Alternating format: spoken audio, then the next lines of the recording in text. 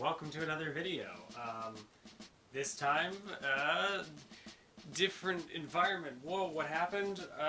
Yeah, everything is kind of currently in shambles. Like, here's my computer stuff currently. But yeah, this is a different room. For once I'm popping in before the video to... I just got back from Anime Expo, and then I took a trip upstate, so I'm repping the California... I can't even do this properly. California merch. I don't know. So I just got back from Anime Expo last night. Anyways, what's going on here, you're going to find out in the video coming up. Because one hell of a saga unfolded that never was expecting to unfold. I was planning on doing... I did one of these last year, so I was going to do it again this year, but this year I was going to originally post it on the side channel, and then a lot of stuff happened. So I figured, you know what, this is a main channel video, I'm going to do it. But before, I'm also going to shout out Hiding in Public and What the What. I know they both did, they did Anime Expo videos already, which is why I'm recording this little blurb now. I haven't even done the main thing, where I usually just sit in front of a camera and talk for 40 minutes or whatever. But they made really good Anime Expo videos, and I was already going to be doing this one, but they made me want to do it right now, so go check those out. And yeah, enjoy the video. It is going on 2 a.m. here on the, I guess now it's technically the 3rd of July. My flight to AX for today just got canceled. Well, I guess it got canceled like an hour ago or whatever. I just went through the hoops to figure out what the heck my next flight is. So now I don't get to go out to the convention until the 4th. So what you're seeing right now is my ceiling. The ceiling to the apartment I've lived in for the last 10 years or so. But what you will not see are the decorations. Well, you'll see some, because I didn't take them all down. But yeah, the walls are blank because we are moving. There's still some stuff up over there, but the poster's gone. Yeah, I need to put the door back on that closet, but yeah, there's nothing going on. Everything is packed up. Well, not literally everything, but mostly everything's packed up. There's my suitcase for AX, the bag for AX. So yeah, I've got nothing.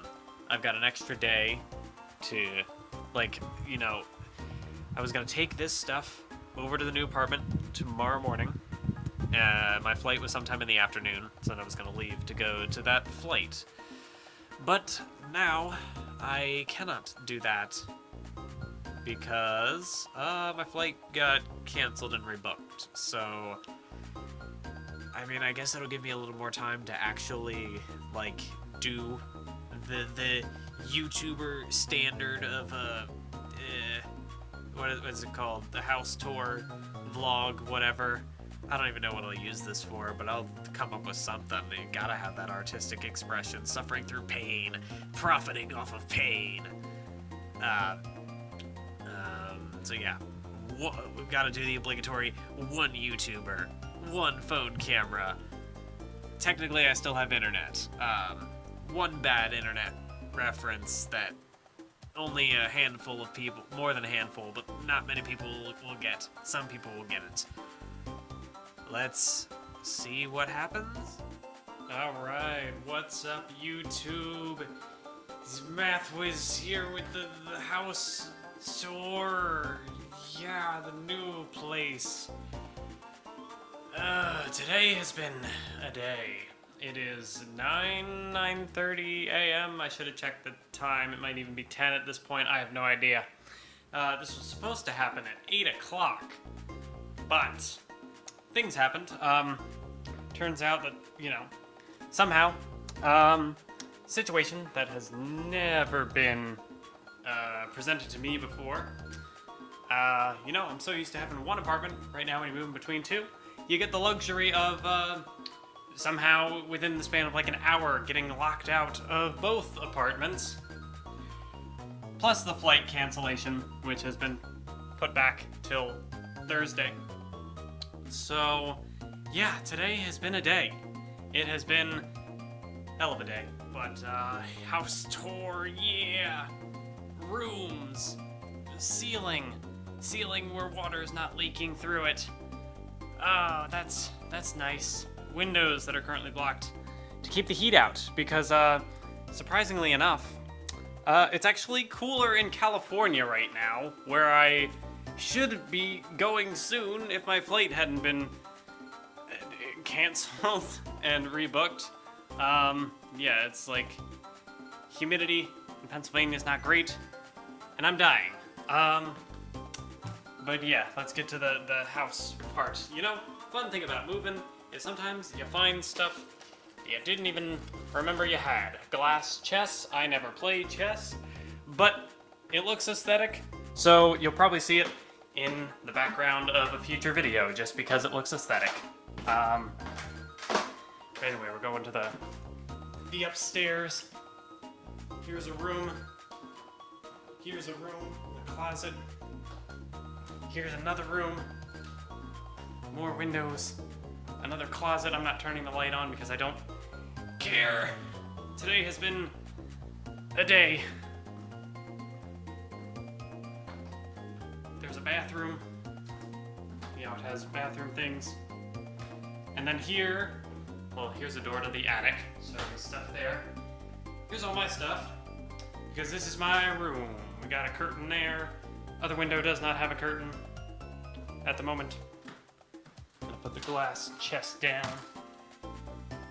But yeah, this is gonna be where we take up shop for the next at least a year. I don't know where I'm gonna go from there. But for now, we're here. And I'm excited to be out of that place because again, the thing that this apartment has that my last one did not. Windows. You would think that that'd be a simple feature that, you know, place would have windows. It's also got a mirror. Hello.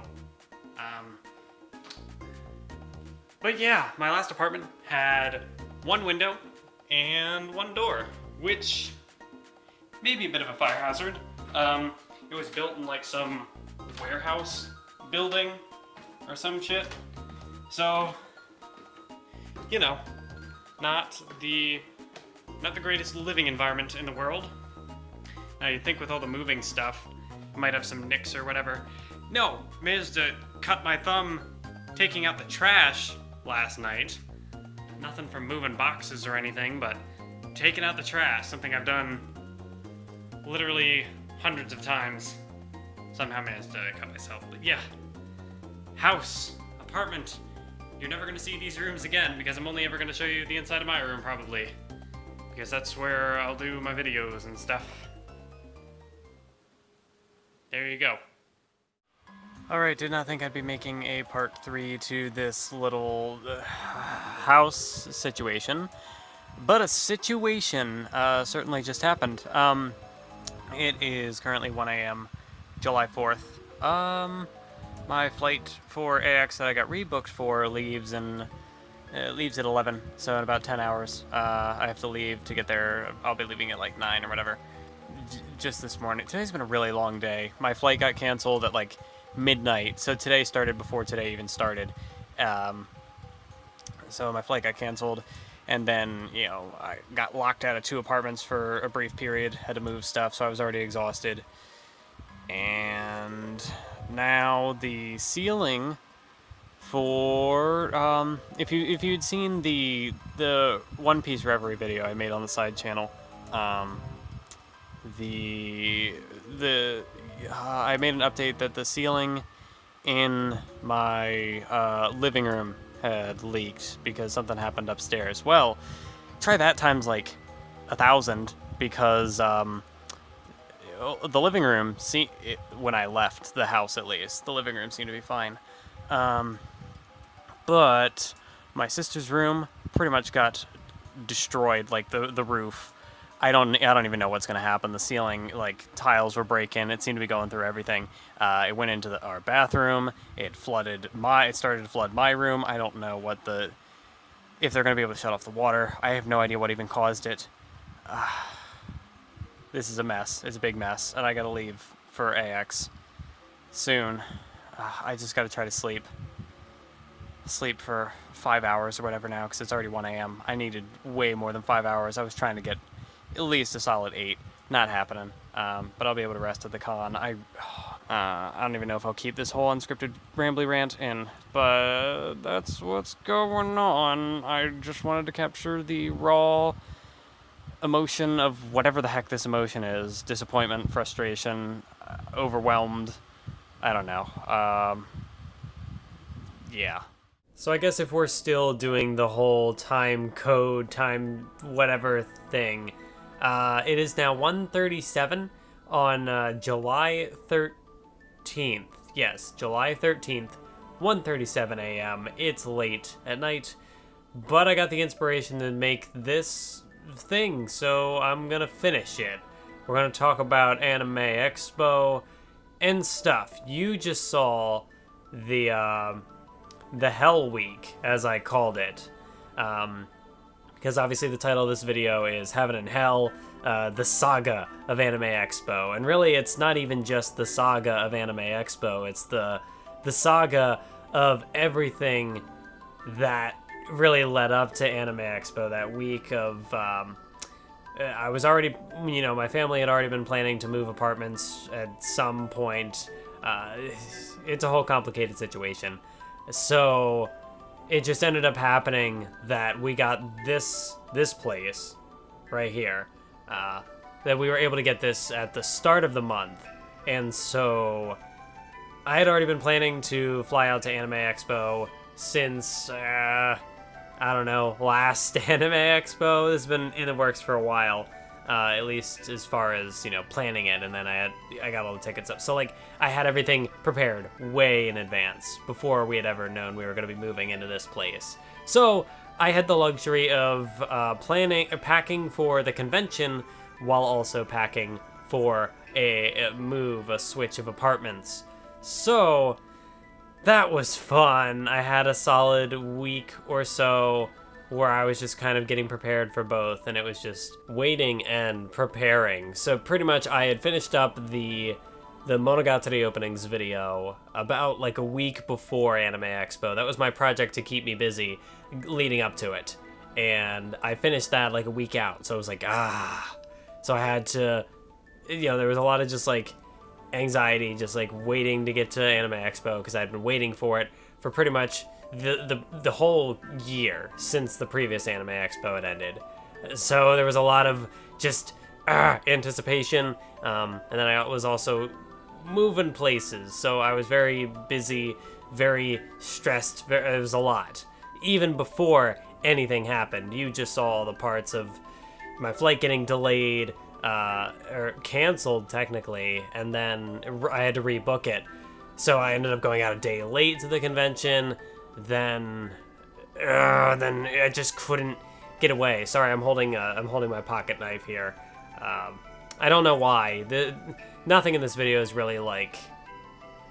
There's nothing like super.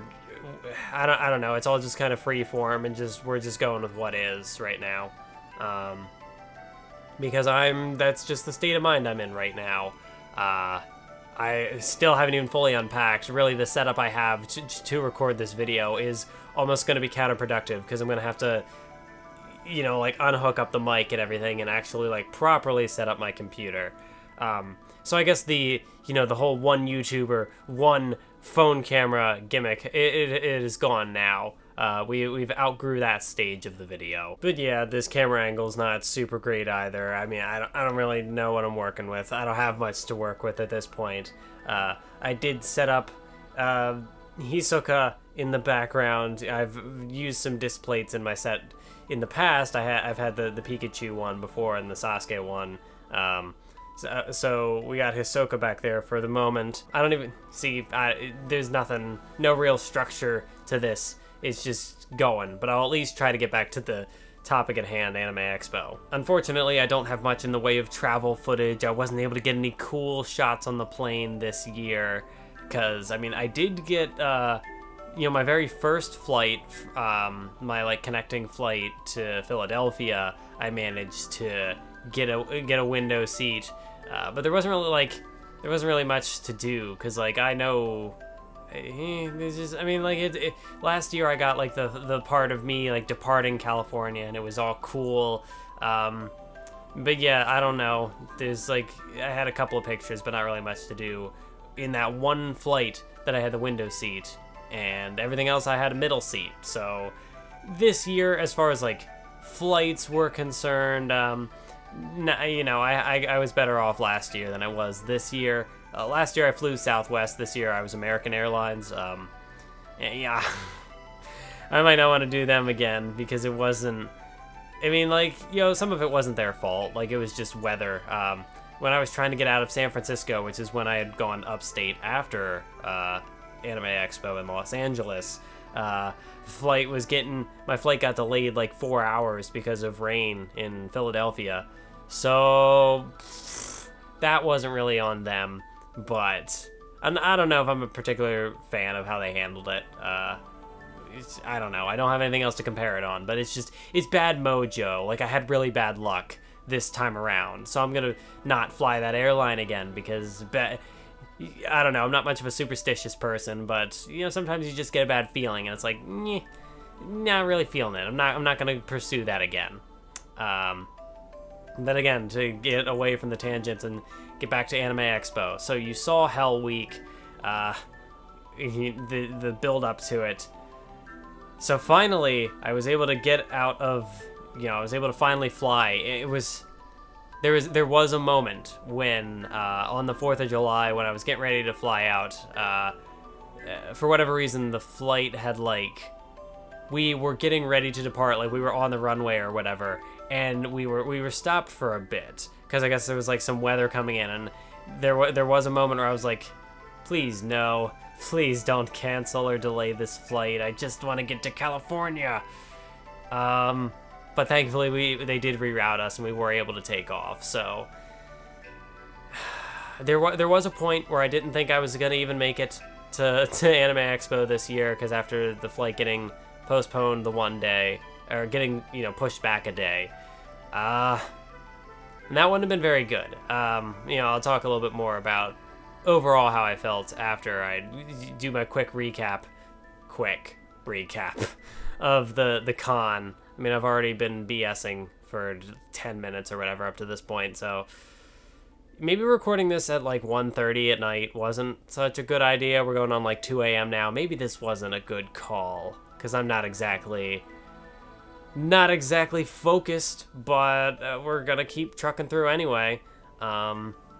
So finally made it out to the convention, got to the hotel, which even that was a struggle. Like, I flew into LAX, which last year I had gone to a different airport, and Manime Matt had picked me up at the airport and drove me to his place, and then we went from his place to the convention the next day. So, like, I had gone out the night before, so, you know, I was with a different group this time, and I did have fun. There was just some travel struggles very first day, and even then, like, on my return trip to my home, I just did not have a lot of luck. No luck for me on this trip whatsoever.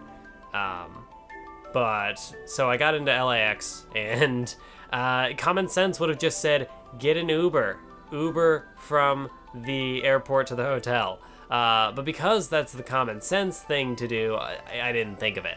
So I was like, let me try to figure out public transportation. So I just kind of stood around at the airport for like an hour, stressed out, not knowing where to go, what to do. And then eventually, you know, one of my roommates was like, just get an Uber to the hotel. Just get an Uber. So I finally got an Uber, got to the hotel.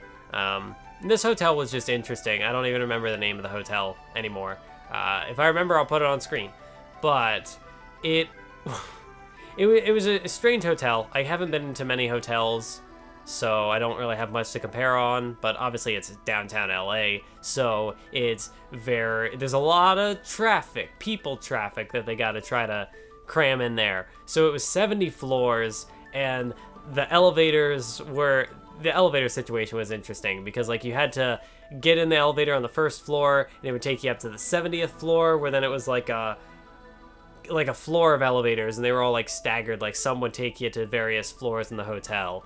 So you went up to the 70th floor. Our room was on the 54th floor, so then I had to get into an elevator there, and it would take me down to the 54th floor. Then I found the room. So that was all very interesting to try to manage. When I was trying to get to the hotel room the very first time, when I flew in from LAX, my phone battery was shot. I had, like, by the time I made it to the room, I was down to 1%. 1%. They had given me, like, directions on how to get there, and I needed that battery to last. I needed it to hold out, and thankfully it just barely got me there with 1% to go. So that was, more stress. It was bad. It was really, really bad trying to get there. But then, thankfully, once I got there, everything was, like, immediately better because I was around friends, and the energy, I could just feel it. I could feel it, like, surging within me. Like, I could feel the energy just flowing into my body. Because, that's just the power of Anime Expo, So after many trials and tribulations, I made it to the hotel room, and I met up with my friends. And 2 of the roommates were there. One of them was away at the convention. So I made it there, and then we went and got some food. We got dinner because they hadn't eaten in a while, I guess, and I hadn't eaten all day. So we got food, and then we just kind of wandered off to the convention for a bit. And it was at that point, after we kind of browsed around in the... What is it called? I always get it mixed up. The entertainment hall, I think, because the exhibit stuff, like the dealer's room, that's a different place. The entertainment hall was where they had... Anyway, we went to the room, and we'd walked around for a bit, just looked at some stuff. We were on our way out, actually, and then I just happened to bump into Taser Lad, who I had met up with the year prior. So I hung out with him for a bit. We looked at the display of the Nendoroids, the little anime figures that they had set up in that room. And then I sent out a tweet like, I'm now on Team Nendoroid, because... before I was like, why would anyone want these? They cost money, and it's like, what do you do with them? What are they good for? But then I saw this display of all the cute anime characters, and I'm like, hey, I recognize that character. I want it. I need it now. And there were some really good ones there too. Like I will have pictures on screen. But in particular, there was a really good Kaus. Really just the presence of a Kaus made it really good, but it was also well designed and whatnot. There was an Alba from New Game. It was just it was a good assortment there. There was a Kukuri from Mahojin Guru Guru. That was really nice to see, because overall there was just a nice variety that they had there. They had some classic anime. They had obviously the more popular stuff, some more modern stuff in there. And then you had something like Mahojin Guru Guru, which, whether you're looking at either adaptation, like the 90s or the 2017 one, not a super popular series. So it was cool to see the different varieties. And, like, obviously Kaus, Comic Girls, a little more recent, but not one of, like, the most popular anime of 2018 or anything. So it was just nice to see the selection. There were, like, 900, almost 1,000 there, I believe. So... I guess you're going to get some variety with that high a number. But no, overall, it's just really cool to see. And got to, Taser Lad's a cool dude, so it was cool hanging out with him for a bit. And again, just like bumping into him by chance was nice. That's kind of a running theme with this year's Anime Expo. It was very natural. A lot of the meetups I kind of ended up getting into, or a lot of the events I did, it all just kind of flowed into each other. I think the way I was kind of describing it with people, last year at 2018's Anime Expo that I went to, it felt more like structured, and it felt more like less casual. I mean, like, it was casual because I was just going to, like, see people, whatever, but there was kind of like I don't want to say a business edge to it, but there was very much like okay, I'm going here to make connections with people, and I'm going to, spread my name out there and see what kind of people I can meet up with. Whereas this year, I had already met up with a bunch of people last year, so it was just kind of, this year was just hanging out with friends and seeing who else I could bump into, trying to kind of fill in the gaps of people I might have missed last year. And then obviously this year, there were some people who weren't there last year. Unfortunately, there were some people last year who weren't there this year. Like, I'm pretty sure I remember Roger Smith 2004 being at the 2018 Anime Expo, and he's someone I did not see. So that was disappointing, but I will try to find him one day. This year, you know, there's always someone who's going to get missed. No matter what you do, no matter how things work out, there's always someone you're going to miss. This year, I found out only after the fact that Hiding in Public went to Anime Expo, and I plugged his video at the start of this video. But I didn't get to see him. I didn't know he was there. So I guess he did a really good job of hiding in public, as the brand would suggest, because I didn't see him. So obviously my Thursday was cut short. I had finally made it to the hotel by like 7 or something, so I only had a couple of hours of the convention. But I think I made really another sort of thing that another way that I described this AX was making the most of what I had. This Anime Expo was almost kind of cut in half for me, because I missed most of Thursday because of flight issues, and then I wasn't even there Sunday because I had to travel upstate I just had to travel upstate with a friend, because I spent a couple days with a friend, although there's not much for me to talk about as far as that trip goes, because not much really happened. Not much of an exciting narrative or story to really spin there. Actually, I lied. There was, I guess, a bit of a small story from my time upstate. The one time we went to a Japanese place, and I got some tonkatsu like my boy Agetaro, and it was good. I looked like a dumbass trying to figure out how to use chopsticks. I'm not entirely sure if I even figured it out by the end of the meal, but the tonkatsu was good. And then I went to a Denny's another day, and I got these, like, Choco Nana pancakes. It was like chocolate chip pancakes, but they threw banana chunks on top of it, and it was good. Good food. So the main crux of the convention was really Friday and Saturday. Friday was a big day, really the only time that there was a specific plan for the day, and that was the Promare premiere. Now, last year I did a weird thing where, like, I kind of tried to talk about Liz, and I think I went into spoilers, but, like, no one had obviously seen it, because it was, like, the premiere screening, so no one had seen Liz at that point. So I'm not going to do that this year, in particular because Promare, for me, was, and again, I'm not talking spoilers here, I'm just kind of giving general thoughts. Promare was a film I was expecting to like. I was expecting it to be fun, because it's directed by Hiroyuki Imaishi, so you know it's gonna be fun. Like, you know, director of Kill la Kill, Gurren Lagann, both shows I really, really liked. Gurren Lagann's one of my favorite anime. Kill la Kill is up there. It's up there, I think, but it's not quite like one of my favorites, but it's up there. Promare, though.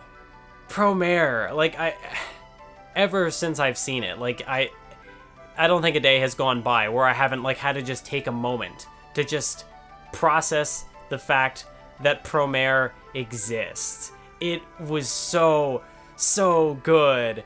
And I mean, like, maybe I'm sure that some of my perception is colored because I was watching it in that room, which, I mean, there were pros and cons to watching it in the room. In the end, it all kind of just became pros, but I guess I'll get back to Promare. But, like, what had happened was I met up with this group. We kind of just browsed around, I think, the dealer's hall, which this year again, I didn't get any merch. And I've pretty much figured out that Anime Expo is not the convention where I'm going to be getting any merch, because it is packed and it's just an anxiety attack. There's nothing really I can do in that dealer's hall, because you got to try to get through everybody to even just, like, get to a line and whatnot. There was one piece of merch that I had thought about getting, but it was too big to fit in my bag, so I wouldn't have been able to take it back on the plane with me anyway. So there was nothing. I wasn't able to get that one thing. It was going to be like a wall scroll. It had Hanakawa and Senjo Gahara from the Monogatari series. It was a really good wall scroll, but couldn't take it home with me, couldn't transport it, so I couldn't buy it. So yeah, maybe I'll have to try another anime convention. I'm thinking about maybe possibly doing Anime Central next year, because I know a lot of my friends went to ASEN 2019. This year they went, and it was really good. They had a lot of cool guests and stuff, and it's a much smaller scale convention. So I'm thinking about it. That one, it's almost more likely that I might try to go to that one than AX 2020, which I'm still undecided on if I want to do AX next year or not. We'll see what happens. It all kind of depends on who goes, because I mean, AX really is the con to meet up with friends. That's the big thing. You know, meeting up with friends and like meeting up with Annie-tubers and stuff. At least for me personally, like there were a lot of cool people I was able to meet up with this year. But going off on a tangent again, we started with Promare and I've broken off.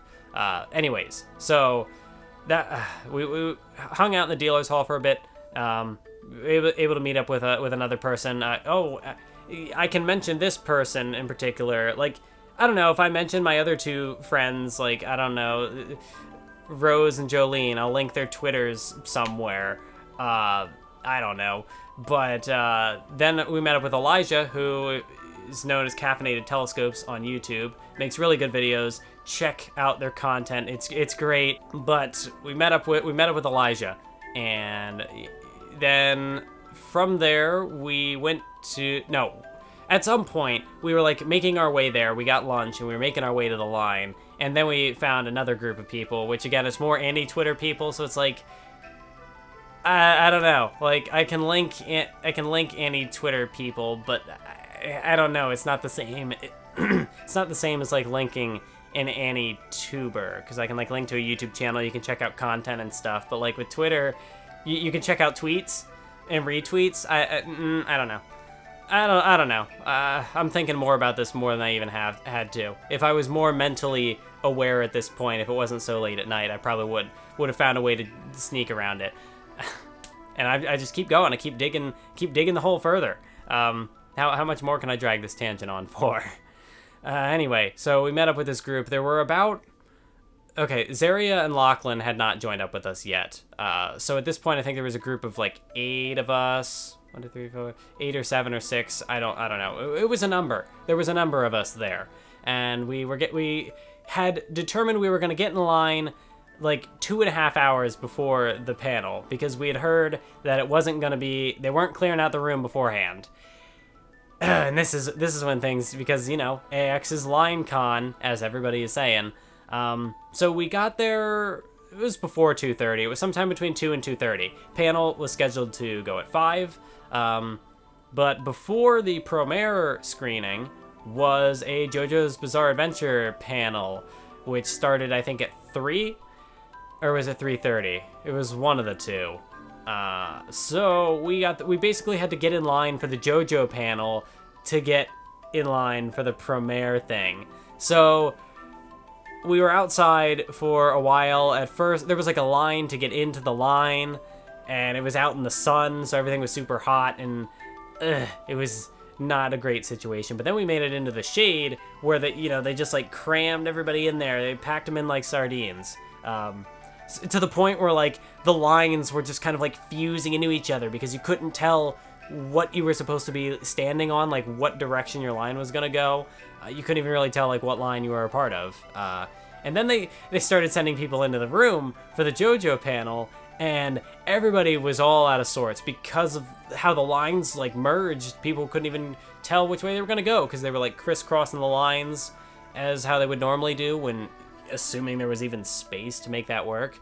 And then it would probably suck to be one of the volunteers working there, because everybody's pissed at them. It's not their fault. They were just as fed up and frustrated with the overall management of the con.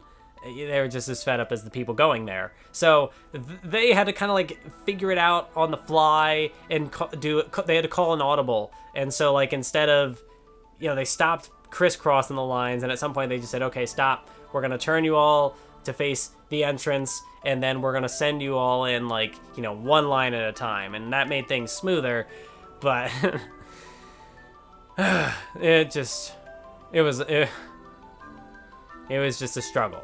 So from there, we did get into the JoJo panel because that's what we had to do. They weren't clearing the room. So we were one of like the last ones to get into the JoJo panel. It seemed like we were at the very back of the room. and we were like half an hour late. I think we got in at like 4 or something, so we were like half an hour late to that panel, but an hour early to Promare, something like that, however it worked out. So the JoJo thing happened, and then as soon as that ended, we just kind of like darted up and tried to get as close as we could. So we did get some better seats for the Promare premiere, and because Lachlan and Zaria, or the pedantic romantic, I'm still gonna call her Lachlan, so they had their press pass or whatever, so they were able to sneak in and make it at the last minute. So then we had a group of like however many we had. It felt like 10 of us, but it might have been 8 or something. I don't know. So we got into the Promare panel. We made it, and the screening happened. And at first, the way they have their like sound in that room is weird, with like the speakers and everything. It was definitely not the same like little room that Liz was in.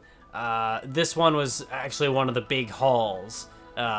So at first, because of how Promare is, it starts at like full velocity, and it does not slow down. It just keeps going. I don't know how it works, but it works. So because of that, the sound, it's very, with how everything was set up, the sound was very like, it was loud constantly.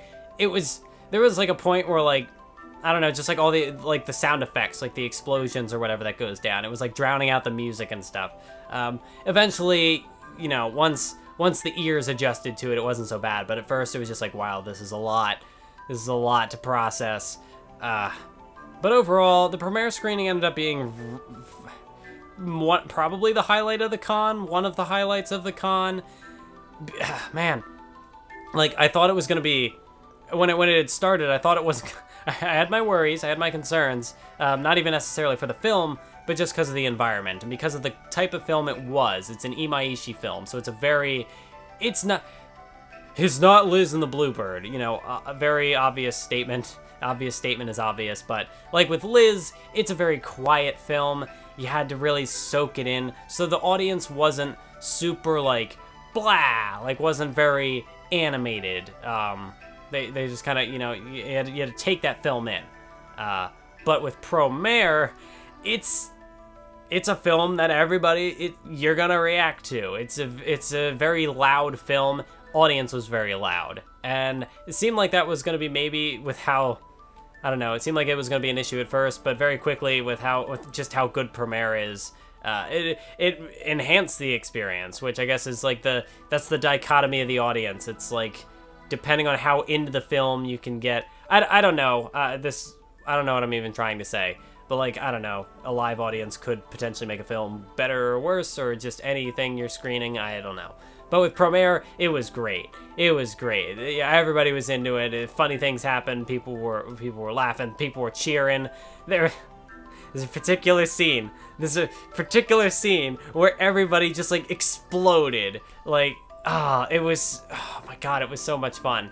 And the animation is so good. It's so, the color palette, afterwards, one of the people who was there, it wasn't Imaishi, but it was one of the other animation people that was there.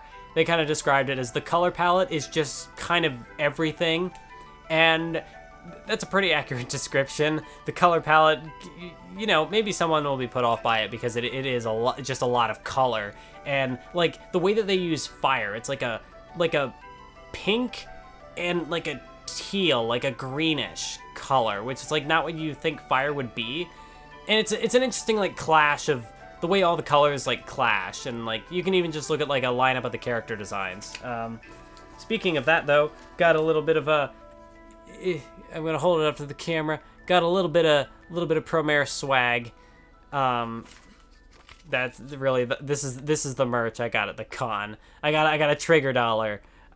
I'm assuming they did these once before with, I don't know what they would have screened, but you see they got Promare, they got Leo, they got main boy, well not main boy, but the villain boy, the antagonist boy. And then stickers. I'll probably put these stickers on something, maybe my laptop, I don't know.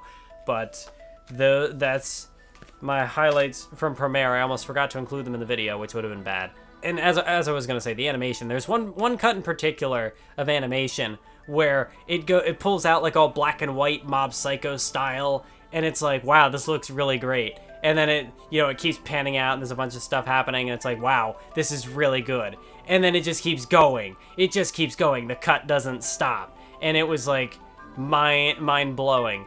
Promare is amazing. I'm not going to talk about the plot, but like it's very blatant with its themes. It's very obvious. Like you cannot read the film. I mean, I get that media is interpretive and that like you can read it as whatever.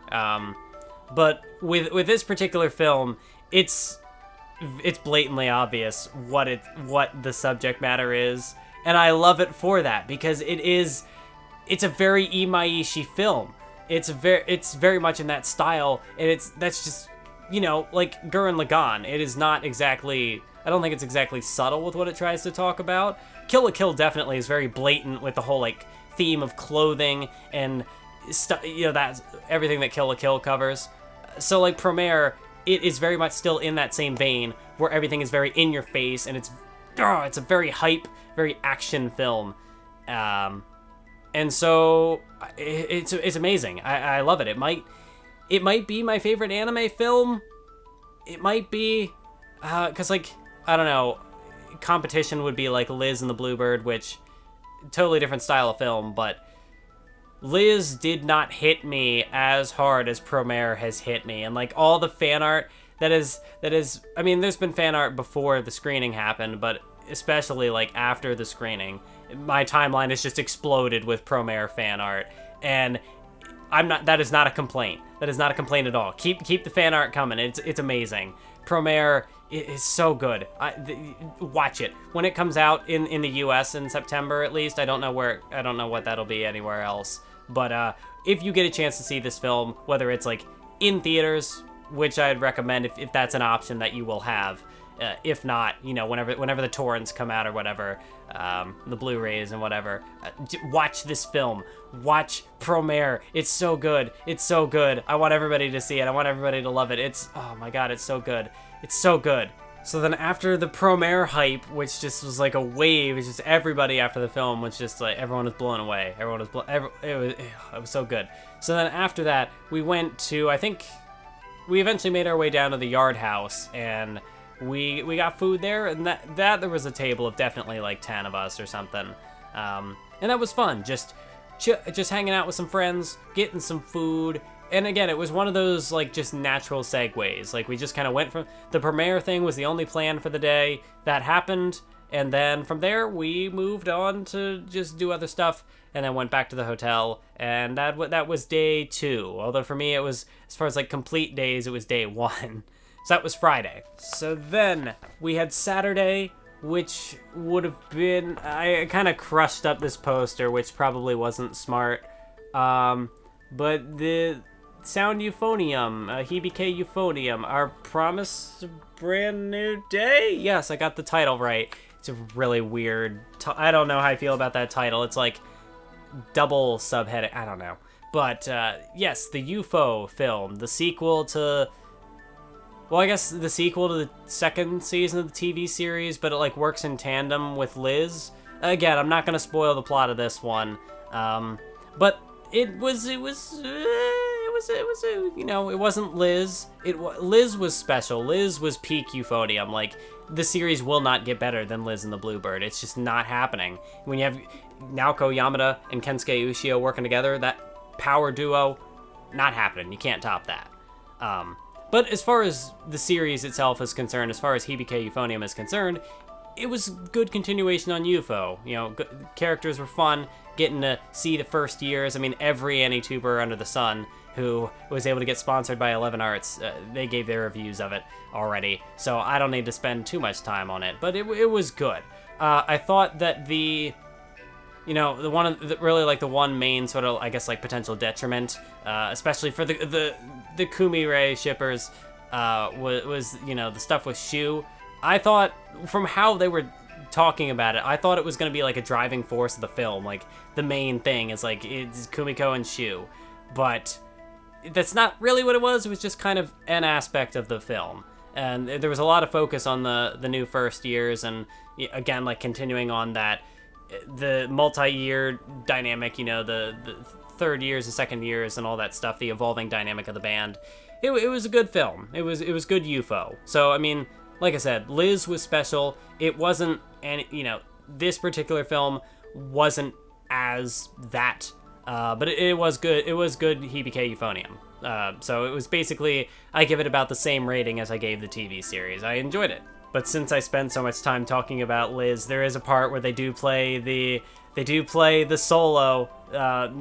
When they do their performance, they do have Liz and the Bluebird playing, and Mizore gets her solo, and there's a really cool cut of animation when she's playing her solo and all the emotions.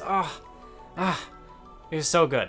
But that wasn't even really the highlight of the day. Like, the film screening happened, but for me, it was kind of like a means to an end. Like, I knew that some other particular AniTubers and just that general group was going to be at the screening. So after that was going to be the Under the Scope meetup. So I kind of used that to, like, cut them off. Well, not cut them off, but, like, I got out of there because they were way up front, so I couldn't exactly meet up with them there. But I kind of gave Subtitled Anime, or Gianni, I kind of gave him a heads up, like, hey, I'm gonna try to meet you on the way out.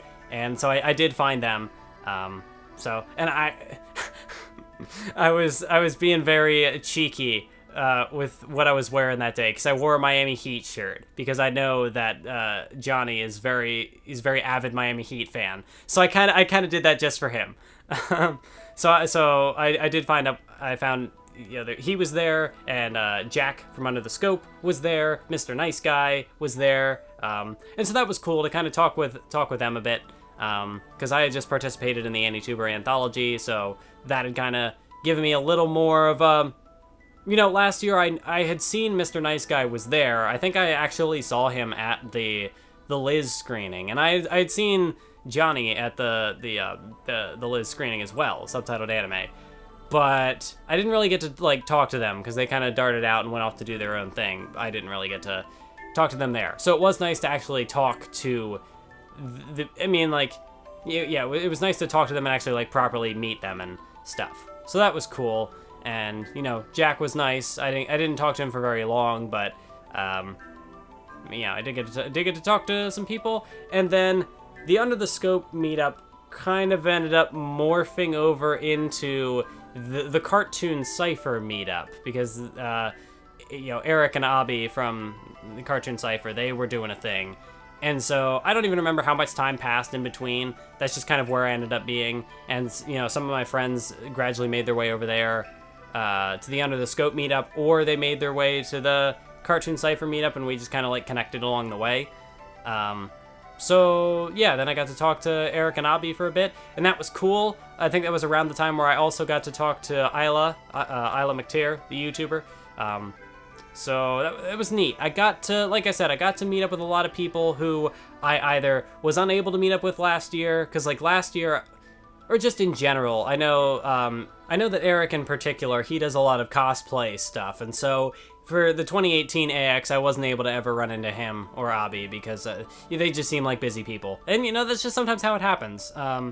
Schedules just don't happen to cross up words. They just don't happen to meet. You just don't happen to make that chance connection. Sometimes it just doesn't happen. Like I said, this year it was hiding in public. I didn't get to see him, and I'm sure there were other people who I didn't happen to meet up with at the 2019 AX. I got to talk with them for a bit.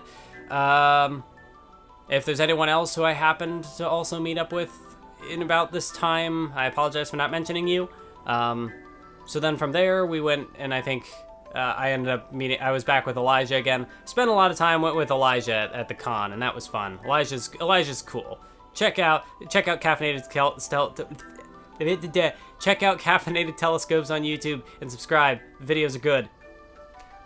We got food and just kind of chatted for a bit, and then some other people, kind of some more people who were from the Promare meetup the day before, met up with them, and then I kind of had to see that's the problem with AX, is not only are there sometimes people you're just gonna miss, it's not long enough, and, like, especially for me this year, because my con was kind of cut in half.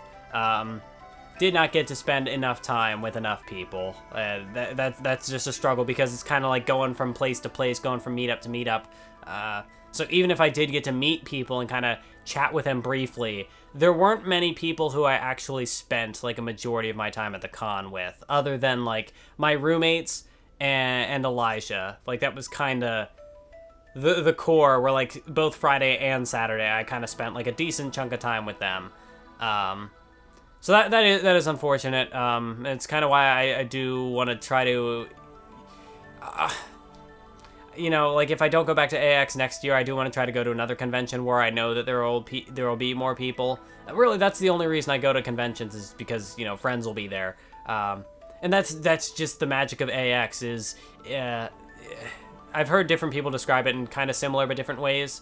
Hiding in Public's video kind of nailed it really well. But like when you have an online community and like online friends, it's not that like online friendships aren't valid, because they absolutely are, but there is a level of like, it's not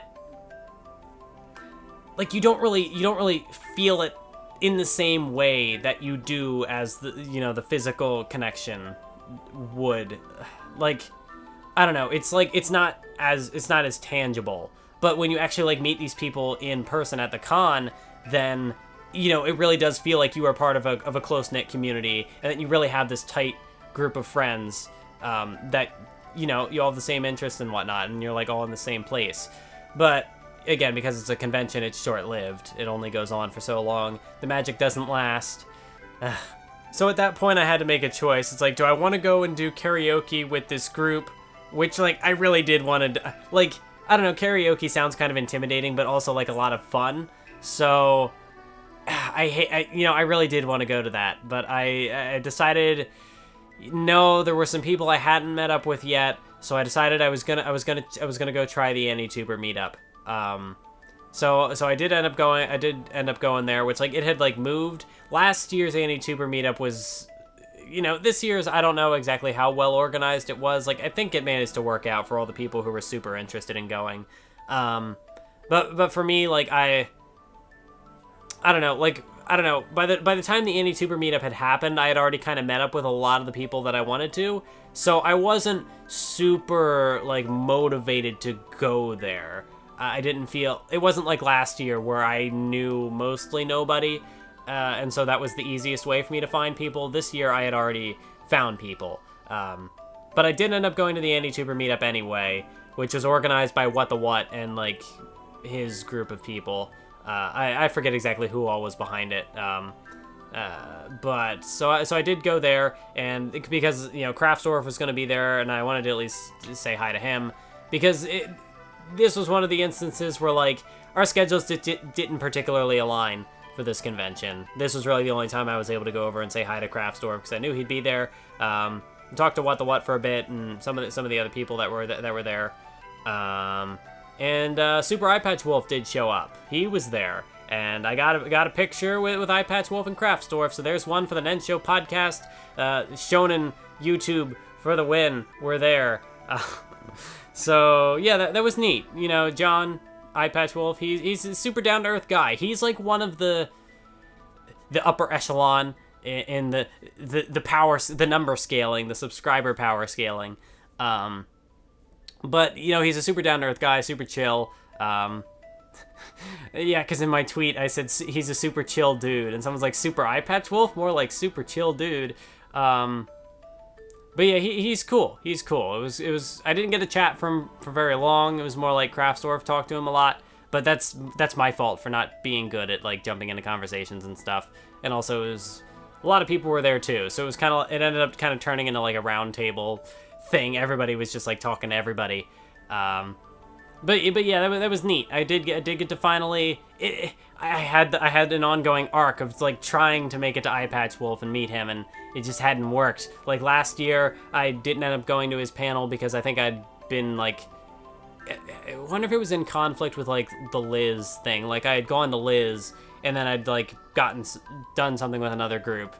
No, they were different days, I think. I don't know. I was doing something with another group, and I wasn't able to make it to his panel last year, and then this year I wasn't able to go to his panel because it was in conflict not only with the Promare screening, but also I think there was a Love Live concert, which I didn't go to the Love Live concerts because I haven't seen Love Live yet. I will watch Love Live eventually because everybody is saying it's great and I should do it. Yeah, so I didn't make it to either of his panels last year or this year, so it was cool that I was actually able to meet him at the meetup and, chat for a bit, get a cool picture. He knew of me, like, he knew who I was. He didn't, like, recognize my appearance, because, I mean, I don't put my face in many videos anyway, so that's fair. But he did know of, the username Mathwiz, because we are... He described it as, like, we are in adjacent circles, but, like, not... We just had never crossed paths much. Like, I mean, obviously, he's into wrestling and anime. I like wrestling and anime and stuff, so... Yeah, Eyepatch Wolf seems cool. Maybe I'll get to talk to him more in the future down the road. Online, offline, I don't know. But, yeah, he was cool. And we got the picture there. And I think that was pretty much it for the meetup. So after that, Craftsdorf and I went back to the con. And I did want to talk to Anime Matt. Because, Anime Matt, he did a lot for me last year. Like, I roomed with him last year, and he, like, picked me up from the airport and stuff, and really helped make that aspect of the convention, like, that aspect of the travel, helped make it easier on me. Especially because that was my first convention, and I hadn't done something like that before. Like, I hadn't flown, really, I think, up to that point. I think that was my first, like, big flight, big trip across the country, so it was all very new to me, and he and his group kind of helped me figure that stuff out and made it a lot easier on me. So, he's cool. I'd consider him a friend. Like, I don't talk to him as much anymore as I used to. Like, we used to do the Hallway Chats podcast and stuff. So we've kind of just moved off into different circles, I suppose. But he's still cool, and I can have a conversation to him. So I did want to go. In a way, it was kind of going out of my way because, like, the meetup happened to be in a place that was, like, right by my hotel. So I had to leave the convention to go to the meetup, and then I went back to the convention to talk to Anime Matt. So I talked with him for about an hour or so. We just kind of hung out, and it was nice. I don't have any problems with Anime Matt. He's cool, and that's kind of. I don't think I have any problems with any particular anti-tubers in particular. I can just feel like my brain is just like slowly just like melting away. It's like sleep. That was a motorcycle or something. Some car just went by. Yeah, that's the thing I'm gonna have to try to figure out too with this new apartment. It's like, what is the sound gonna be like? Because we are a bit closer to a street now. But yeah, so I talked with him, and that was kind of the end of the convention, because then I had to travel. The Sunday, we had actually missed our train initially, because we just mistimed it. So we, like, just got there, I think, as it was leaving. So we got, like, rebooked to a bus, and that took us to a train and stuff. So it actually ended up being cheaper, and I don't think we ended up really losing much time. So it actually kind of worked out, in a way, in the end. But yeah, that was pretty much AX, and then, post-con depression hit, and this is where it took me forever to get to this point, but now we're going to talk a little bit about what AX meant to me this year, as opposed to last year. So last year, it was a big step outside of my comfort zone. It was something I'd never done before, never really had traveled across country to do something like that, and so it really, like, changed what I kind of wanted to do with myself. Like, it really, like, made me realize that, like, there is a much bigger world kind of beyond what I had been doing. Whatever exactly that means, I probably could have phrased it more clearly. But after that, I came back, and not long after that Anime Expo happened, I kind of just crashed. And it wasn't even like the post-con depression happened, and then it was just like depression happened. Like it just got. I was in a, I kind of talked about this in the video about where I talked about Nagatakabe's stuff, my lesbian experience with loneliness. I wasn't in a great place there for a bit. I was just very not satisfied with my situation, and various stuff was happening. I mean, like, there was a point where I was getting a video out, like, every other month or something. If you were following the channel around that time, you know what was going on. And that was kind of part of it. It was like I had this experience, which is totally different. It was a shock to the system, and I guess I just didn't have the tools really to, like, process it at that time. And so this year wasn't the healthiest thing in the world, but this year's Anime Expo was kind of the thing, not to a degree of, like, self-harm or anything, but, like, this year's Anime Expo was very much so a thing that was motivating me to, like, keep doing stuff and, like, keep trying to push forward and come up with different plans, like figuring out, you know, moving and stuff. Because, you know, even as far back as, you know, like the start of the year, it's just like, wow, AX is 6 months away. It's like, it's never going to get here soon enough. And even like a month out, 2 months out, it was just like, it's never going to get here. 2 weeks out, it's like, okay, we're almost there. And then, like, all the stuff happened with the travel and all the delays I had. Like, I got pushed back a day, and then the night of, I was just trying to sleep and get ready for this flight, and our ceiling flooded, whatever. We did figure out that it was like a water heater or something from upstairs that I guess had been broken for a couple of weeks, and the tenant just never said anything to the landlord, and then it just destroyed our place. So I still don't quite know what the situation is going to be, what the fallout's going to be from that. So, but, like, it was just so, it was a lot. It was a lot, and I think I kind of captured that in the brief little vlog, the blank audio I did earlier, that I recorded that night. It was just like, I almost felt like I wasn't going to make it. Like, I wasn't going to make it to this. The convention was the one thing kind of, like, motivating me to keep going at that point. And so, like, if that had been ripped away, I don't know where, I can't really speculate what kind of a place I'd be in mentally if I hadn't made it to Anime Expo. Because, yes, there are a lot of issues with the convention. It's a hassle, the lines and everything, the earthquakes and stuff that happened. I didn't even talk about the earthquakes, but I don't know. For me, you know, everyone was making jokes about, like, what event caused the earthquake.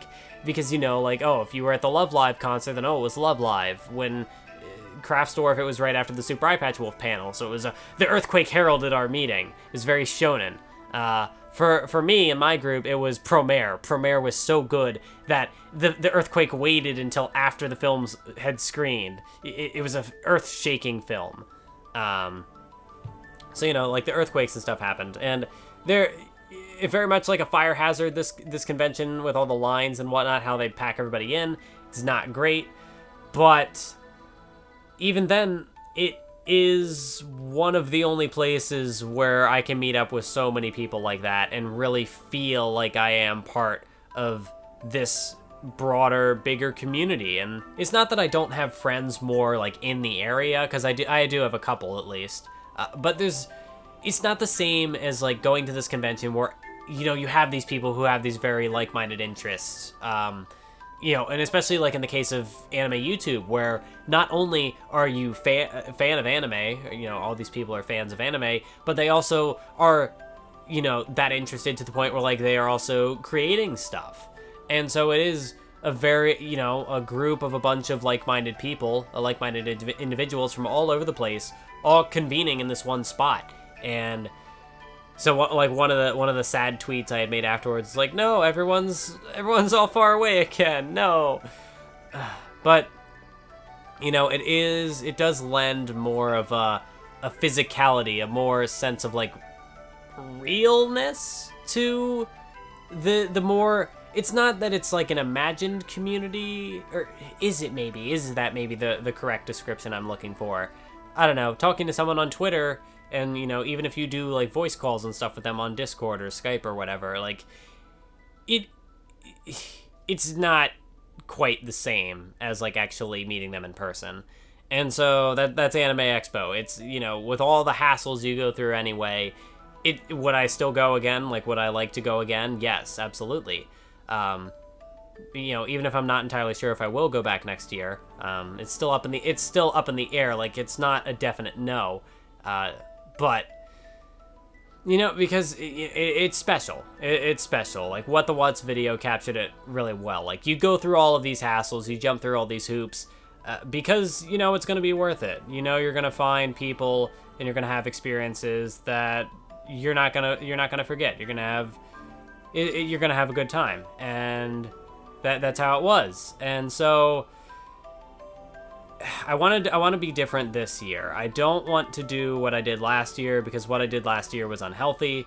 To the point where, like, Anime Expo 2019 was one of the main things keeping me going, because, like, I knew that I had to get to this convention. I don't want that to happen again after this year. So I'm not entirely sure what all this is going to entail, but, like, the change in scenery here is one thing that'll probably help. I kind of set an ultimatum for myself before I even went to Anime Expo that I'm gonna try to talk to someone about transitioning, like, actually going through with it. Like, obviously I've kind of, like, socially been working on that because I came out last August or whatever, so I've thought about it for a while, but I have the tendency to kind of procrastinate and just, like, sit on things for a while. So I think it's I want to have things in the works that are going to make it so that I'm not just relying on this one convention for validation to get me through the rest of the year. So I'm trying to avoid dropping off like I did last year. We will see how that works.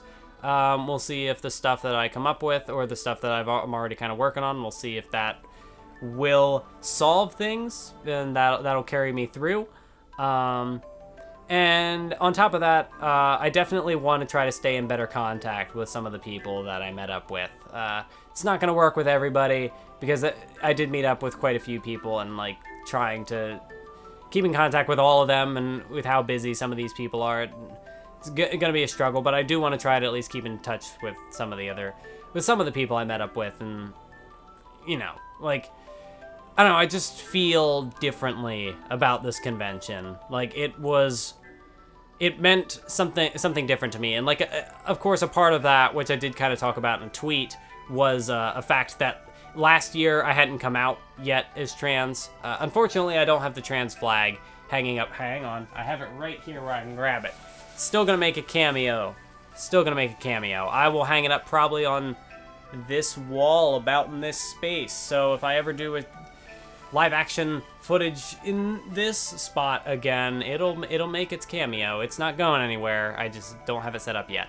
But anyway, like, going to this con was different because obviously, I had come out as trans almost a year ago now. And even if I haven't, like, medically started anything, like a physical transition, it was just nice to, like, not have anyone really, like, make any judgments about anything, which I guess, like, you'd kind of expect, because it's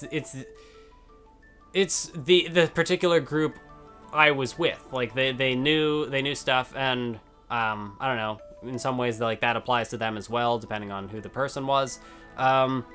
So people were just really cool about it. And even there were, like, some people who I did meet up with there who I wasn't entirely sure what they were going to be like, if they might just have, like, kind of blown it off entirely, or been maybe a little more, like, malicious about it. I'm not entirely sure. I don't know, just, you never know. There is a degree to which, like, this is going to get better and it's going to get worse for me, because, like, at this point, people probably don't gender me female anyway, because, like, this thing right here that everybody likes to make fun of me of, yes, I see you, don't make fun of my father's hairline. It's the only thing he gave me before he disappeared. If it wasn't so late, I probably wouldn't have made that joke. It's almost like I'm drunk, but not actually, I haven't actually consumed any alcohol. I don't know. But yeah, it was nice that I phrased it better in the tweet, and I should have pulled the tweet up ahead of me so I could have just, like, read off it. But it was nice to just, like, not have any complications, and people people were gendering me properly and stuff, and it just felt nice because that's not something I get normally. Like, not only just in like the offline space, because the people I'm around now aren't as familiar with the topic in general. So it's kind of like to be able to just kind of exist and not really have to like explain really anything. It was nice. I don't know. Like it was a non-issue. Like it was a non-factor pretty much, and that itself was a factor in like how I felt about the con, because I don't know, even online like when I did the My Lesbian Experience with Loneliness video, or the video about that book, that series, like I had mentioned it in previous videos that I was, that I'd come out as trans, but for whatever reason, like that's when people like latched onto it. I'm not entirely sure why. Maybe they just hadn't seen any other videos beforehand.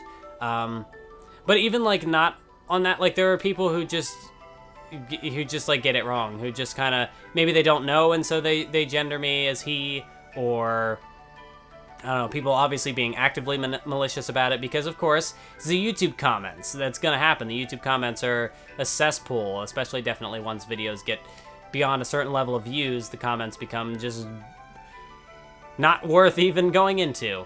But so yeah, it was nice. That's pretty much what I've been saying. It was nice. Oh my god, I mentioned Anime Matt, and I forgot to talk about, his complimentary love letters that he always gives out, because he's always got a. That's Anime Matt. He's on that ground level marketing. He's out there talking to individuals. So he's got his little business card from last year. I've been using as a bookmark, and then he's got the updated one. So now I got one of each. I don't think the camera's focusing on that, but you basically saw it. So 2019 Anime Expo, I think I might have liked it more than 2018 Anime Expo, actually. I think it was more just like the core group I was with, which is not to speak ill of the core group I was with last year, because they were fun people. It was just like different environments. Like this time I was in a hotel instead of an Airbnb, different group of people. It was within walking distance of the convention, so I didn't have to Uber all the time. So I don't know, it was just different experiences all around, and just other stuff that happened. Like I got to figure, I don't remember the last time I've ridden a train through like Amtrak, so I did that, or like a bus even. With my area, it's very much like you drive wherever you need to go in a car or something. Like if you don't have your own vehicle, figure it out. So I don't know. It was just a lot of still. It was still, the novelty has not worn off. I still had enough differing experiences. Oh. Okay, so my audio just died, or my video just died, rather. I think it's because my not battery, but like the memory. So now it's just still image. I don't know what I put here, but that completely derailed me. I don't remember what my train of thought was. But yeah, like the novelty is not worn off. I had enough of a difference in experience to still enjoy things, and it still feels fresh. In that sense, maybe the novelty will never wear off, because like if it's once a year, even just like flying in a plane, it still feels kind of special, because it's not something I do that often. So with a year having passed, it's still like, oh, if I fly once a year, maybe it'll feel special every time. I don't know. But yeah, AX was good. It was great. I would do it again. We'll see if I go back next year or not. Like I said, it feels like when I'm thinking about maybe not doing it, someone else I know and haven't met up with is like, maybe I'll finally go to AX next year. And it's like, god damn it, you motherfucker. Because now you're making me want to go. You're going to make me come back. I can't escape. But I guess to wrap this video up, thanks to all the people who spent some time with me, all the people I was able to meet up. It was fun. I had a good time. Thanks to you, the viewer, or the listener, I guess at this point, because my video's cut out, for, joining me on this journey once again. I know these videos it's not going to get many views, but I don't know, it's something I've just felt like felt like making, especially with all the stuff that happened with the move. It felt like we really had a narrative here. I was getting held down. I was in hell, and then I made my way to heaven. I believe it was The Undertaker in his feud with Shawn Michaels who said, the quote was, "Sometimes it's hell trying to get to heaven," and that was very much 2019 Anime Expo and all the travel shenanigans that held me down. They tried to keep me down. They couldn't kill me. I will not die. I'm still here, and I'm still gonna keep on kicking. So stay tuned for the next video. It's going to be an anime video this time. It's about that time of the year to do another Let's Talk About Me, another round of reviewing myself. So that'll be coming up at some point as well. But I do want the next video to be an anime one. I'm not going to say what it's about, though. But it's going to be something special, I think. If you like the personal style, it'll be happening again. Yeah, I guess that's it for this video. So I will see you next time.